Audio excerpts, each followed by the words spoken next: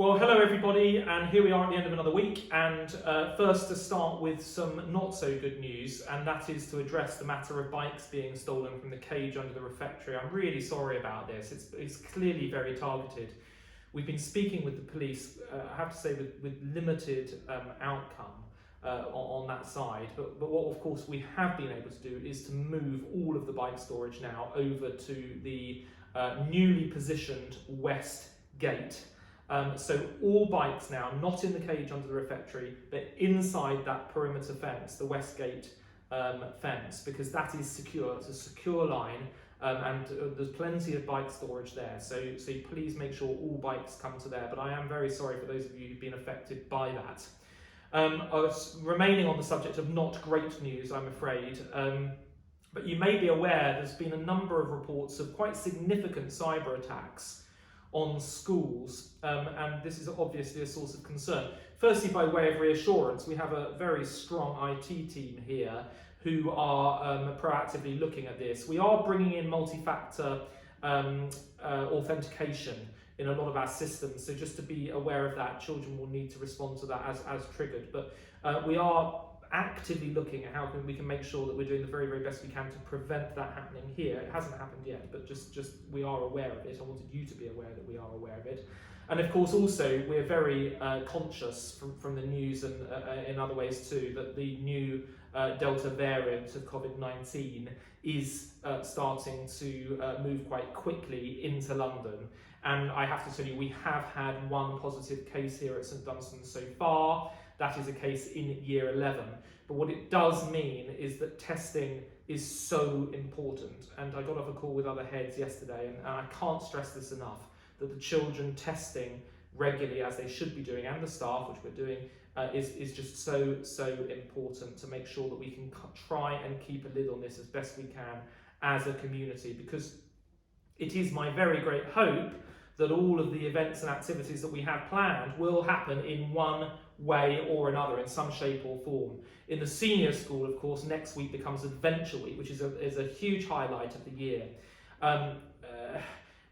We do need all the children to be testing on Sunday night. This is contained in the bulletin, but all those going away on Adventure Week need to test on Sunday night before they go away, and they need to take a test on the Wednesday. So they need to take a test with them as they go away on Adventure Week. That's already been presented to you through the communication from Mr. Telford, but please do make sure that happens. Now, if there is an outbreak in Adventure Week, of course we have made contingency plans for isolation at the various centres that they're going to, should that be required, but we will need you to come and collect them. So please do be mindful of that. We're just hoping that we are early enough with Adventure Week that it doesn't that doesn't create too many issues for us. And everyone deserves to have a really, really good Adventure Week in the senior school, because they've worked so very hard with their internal exams, and they deserve to have a very, very good week. So I'm hopeful, keeping everything crossed, that will work well.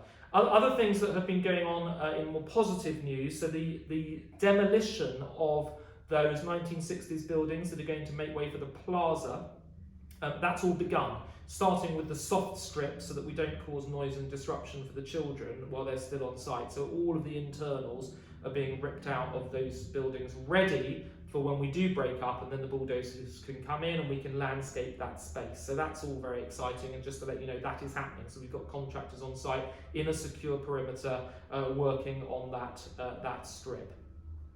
I mentioned Adventure Week, but of course then when we come back from Adventure Week, it is still our hope that the festival will happen. And you should have got your brochure, been able to book your tickets.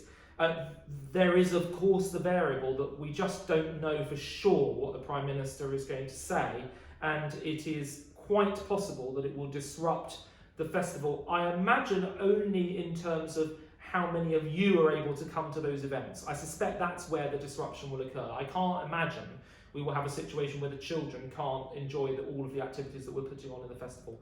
We of course have a backup plan for that, so we will be live streaming events. If we need to go to half capacity or reduce numbers, of course we will respond to that. So we're ready for it when the announcement comes, but in the meantime we keep celebrating the fact that we've got this wonderful festival. And of course the main reason we do it is for the children, to have a really lovely creative 2 weeks at the end of the year. So and I'm sure that will still happen in large part.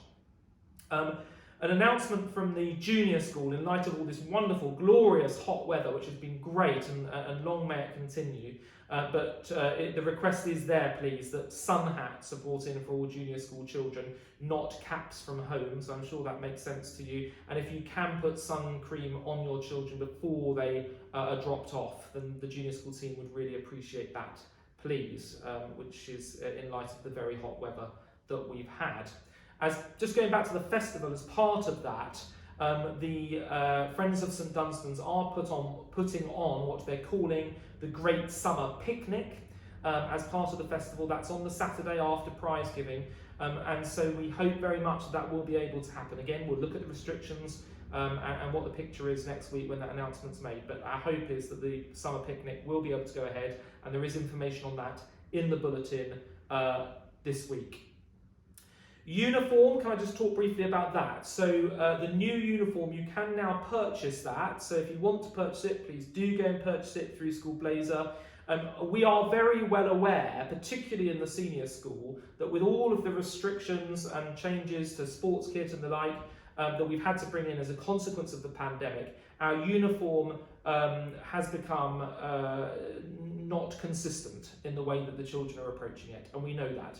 We have only got a few weeks left to run until the end of the year, but please can we all be agreed that in September we will resume consistent expectations of uniform, which will mean that our expectation from September is that all children will be turning up to school in school uniform, in the new school uniform, and there won't be variance on that. So it is important, please, that if you're thinking about buying a school uniform, we haven't moved away from it. We are very much wanting the children to come back in the new full school uniform from September, and you can purchase that now.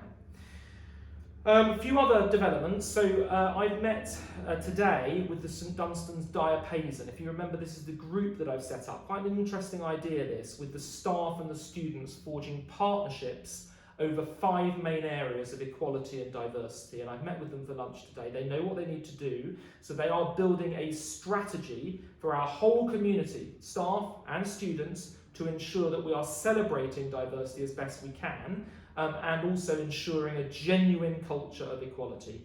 This is a timely meeting with everything that's been in the news this week, and just to reassure you, really, there are 2 elements to where I'm going with this St Dunstan's Diapason, which I lead. I'm chairing it, which is both, yes, absolutely, to celebrate diversity and ensure that we have an inclusive culture at the school, which I know that we will keep doing and keep wanting to modify and develop, but also to ensure that our education teaches children, frankly, what is right and what is wrong.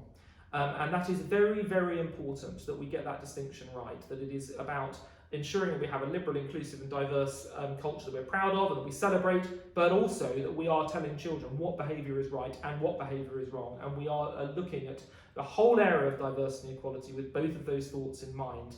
And I suppose that links peripherally in with the webinar that I'm doing, my second webinar, which is on Tuesday, so you can still sign up to that. I believe that's going to be in the bulletin as well today, on woke schools, and really trying to unpick what we mean by the word woke, which we seem to be afraid of, I think, but there's no reason to be afraid of it. I won't say what I'm going to say in my presentation next week, but really trying to unpack that and understand how we can use the whole notion of wokeness to be better in our schools at engendering genuine cultures that are celebratory of diversity and ensure that they have equality at the core of everything that they do. So do sign up to that if you're interested. There's bound to be some interesting and probably quite lively discussion associated with that. A couple of other events I just want to draw your attention to. Firstly, for year 13, next Friday, we are very much hoping that the graduation of that cohort will happen through the diploma ceremony, which will be held in the Great Hall. I don't know at the moment, because it depends on the Prime Minister's announcement, exactly whether we'll be allowed to have that in full or not, so we'll have to modify plans accordingly. If we can't have you all there, then we will certainly be live streaming it back to you to celebrate that cohort's graduation. And then I need to tell all of you that on the 7th of July, and I know some of you have seen this in the festival brochure already, on the 7th of July we have the formal opening of our new buildings. And you're all warmly invited to come to that. There's a letter in this week's bulletin from me that explains about it, so the arrival time and what will happen. But I very much hope you'll want to come. I mean, bring your children, bring the students as well. They're more than welcome. And it can constitute a formal ceremony of opening the buildings, but then also a sort of tour around, because I know lots of you haven't been able to see the new buildings, and so you'll have the opportunity to do that there. Immediately following that, again restrictions permitting, will be our festival concert, the finale of our festival. You'll need to book tickets separately for that, but of course you will be able to walk down to the Jubilee Ground where it's being hosted in the marquee, should we be allowed to do so immediately after that event. You do need to sign up for the 7th of July opening of the new buildings so that we've got enough catering there for that. Of course, our building programme doesn't stop there. I've already mentioned the soft strip of the buildings ready for the development of the plaza, but we are also going to go ahead with the theatre. We don't have enough money to complete it fully, and that is an issue for us. And next week I am going to be doing a special video broadcast on our fundraising appeal to parents. So if you are the sort of person who would like to sponsor a seat in our new theatre, we hope very much you will want to do that, be ready for next week's video bulletin, because we really need to try and raise enough money so that we have a wonderful theatre for the children when they return after the summer holiday. So do watch out for that. Other than that, I think that's all of my notices for this week. Sorry it's been a long one, but there's lots going on and lots to think about as we enter into this final stretch of Trinity term. Thank you very much for all of your support. Really hope Adventure Week goes well for all those involved in that, and have a really lovely weekend.